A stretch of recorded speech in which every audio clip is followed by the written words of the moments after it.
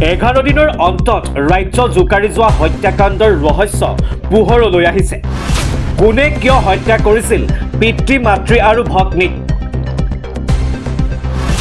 ৰূপহীহাটৰ গৰাজানৰ লোমহৰ্ষক হত্যাকাণ্ডৰ নতুন মূৰ। হত্যাকাণ্ডৰে জড়িত থকাৰ অভিযোগত গ্ৰেপ্তাৰ এজনক। 22 নৱেম্বৰৰ নিশা উদ্ধাৰ হৈছিল 4টাকৈ মৃতদেহ। ৰাজ্য জোকাৰি যোৱা ভয়ংকৰ হত্যাকাণ্ডই তোলপাৰ লগাইছিল ৰাজ্য। ৰূপহীহাটৰ গৰাজানত 22 নৱেম্বৰত সংঘটিত হৈছিল এই লোমহৰ্ষক হত্যাকাণ্ড, যি হত্যাকাণ্ডই বৰ্তমান সময়ত লৈছে নতুন মূৰ।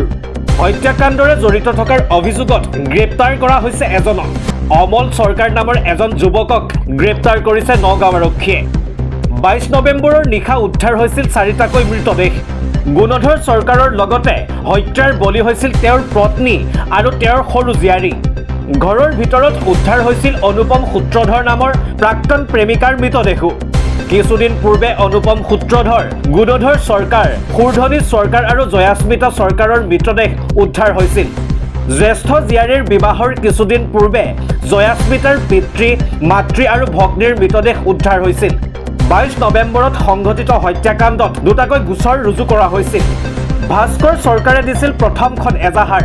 অনুপম সূত্ৰধৰৰ পৰিয়ালে এখন এজাহাৰ দিয়ে। তাৰ বিপৰীতে প্ৰাক্তন প্ৰেমিক অনুপম সূত্ৰধৰৰ পৰিয়ালে দিছিল আন এখন এজাহাৰ।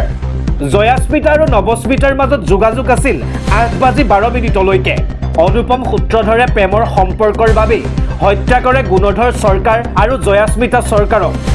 জয়াস্মিতা আৰু নৱস্মিতাৰ মাজত যোগাযোগ আছিল 8:12 অনুপম সূত্ৰধৰে প্ৰেমৰ সম্পৰ্কৰ বাবেই হত্যা কৰে গুণধৰ চৰকাৰ আৰু জীয়ৰী জয়াস্মিতা চৰকাৰৰ লগতে সুৰধনী চৰকাৰক। অনুপম চৰকাৰে চোকা অস্ত্ৰৰে 3 মৃতদেহৰ শৰীৰৰ অংশ কাটি থকাৰ সময়ত এইগৰাকী অমল চৰকাৰ ওৰফে বাবুল চৰকাৰে অনুপম সূত্ৰধৰক হত্যা কৰে।